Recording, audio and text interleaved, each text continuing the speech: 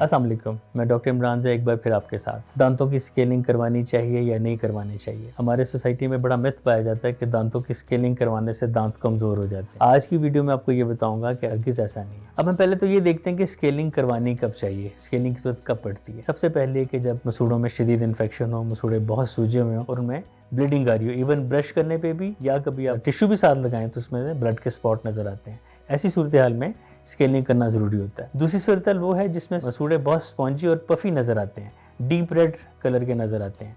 आमतौर पे मसूड़ों का रंग पिंक या हल्का सा डार्क होता है, लेकिन जब भी मसूड़े ज़्यादा सुर्ख हो रहे हों तो समझें कि आपके मसूड़ों को डीप क्लीनिंग की ज़रूरत है। तीसरे, जब दांतों पे बहुत ज़्यादा खाने पीने के, चाय कॉफ़ी के या पान चबाने वाले हजरात के पान के दाग हों तब भी स्केलिंग कराना ज़रूरी होता है। कुछ पेशेंट्स के मुंह से बदबू बहुत आती है, इसको हम हेलिटोसिस कहते हैं। हेलिटोसिस में मरीज़ जब सांस लेता है या बात करता तब भी उसके मुँह से बदबू आती है, इस वक्त भी स्केलिंग कराना ज़रूरी होता है। और चौथी सूरत वो है जब आपके दांतों पर बहुत ज़्यादा प्लाक जम के टार्टर या कैलकुलस की शक्ल इख्तियार कर चुकी हो, तब स्केलिंग कराना ज़रूरी होता है।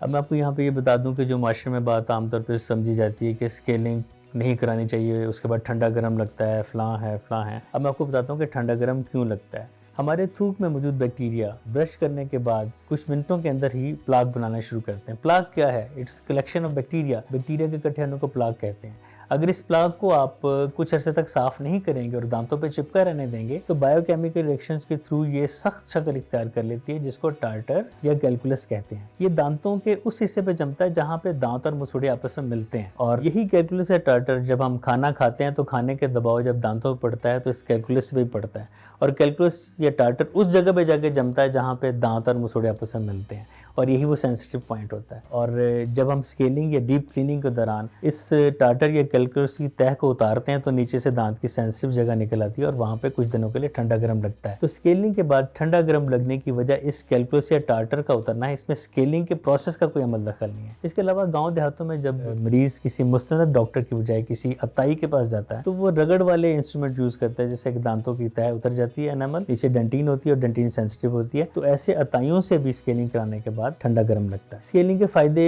क्या क्या हैं ये आपको मजीद कुछ बता दूं कि आप सबसे पहले एक बैड ब्रेथ या बुरी आपके जो सांस लेने की जो स्मेल है उससे आपकी जान छूट जाती है। उसके अलावा आप कैलकुलस और टार्टर से आप अपने आप को आज़ाद कर लेते हैं। वही कैलकुलस या टार्टर जो कि आपके गम रिसेशन का बायस बनता है, मसूड़ों के खिंचने का बायस बनता है, जिसको आम जुबान में मास्फोरा कहते हैं। तो इस गम रिसेशन से भी हम स्केलिंग या डीप क्लीनिंग के थ्रू जान छुड़वा सकते हैं। इसका तीसरा फायदा ये है कि आप टार्टर और प्लाक में जमा होने वाले बैक्टीरिया जो कि ना सिर्फ आपके दांतों के लिए नुकसानदेह हैं, दांतों के डिके करने का बायस बनते हैं, आप मसूड़ों से इन्फेक्शन और मसूड़ों की तमाम बीमारियों से भी बच सकते हैं अगर आप वक्त पे स्केलिंग करवा लें। इसका एक और फायदा होता है कि जो एक डेंटल फोबिया होता है पेशेंट्स को, डेंटल एंजाइटी होती है कि क्लिनिक पे जाने से उन्हें डर लगता है, जब आप साल में 2 दफा कम से कम स्केलिंग करवाते हैं तो आपका ये जो छोटे छोटे फ्रीक्वेंट विजिट होते हैं ये आपका खौफ दूर करते हैं, डेंटल क्लिनिक का और डेंटल इंस्ट्रूमेंट्स का और डेंटिस्ट का। तो स्केलिंग कराने का एक फायदा ये भी है। स्केलिंग का एक और फायदा है कि आमतौर पर डेंटिस्ट के पास ना जाने की एक बड़ी वजह ये समझी जाती है कि हमारे पास टाइम नहीं है। आप खुद सोचें कि अगर आप अपने